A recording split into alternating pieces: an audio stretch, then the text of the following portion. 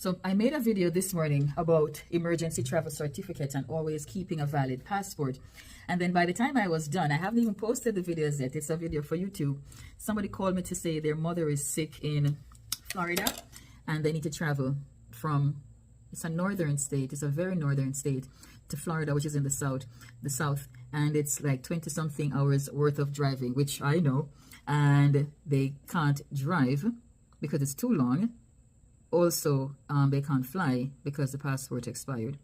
I always talk about getting your passport renewed in time in case you have an emergency in Jamaica. But even if you have family in the US, so your kids are in a different state than you are because you work in another state, you have to have the passport valid for this. Anything can happen. Somebody doesn't even have to pass. You just have to have a valid passport for any eventuality. Anyway, I'm keeping my fingers crossed for her that everything will be okay. All right, I'm Gail. Thanks for watching.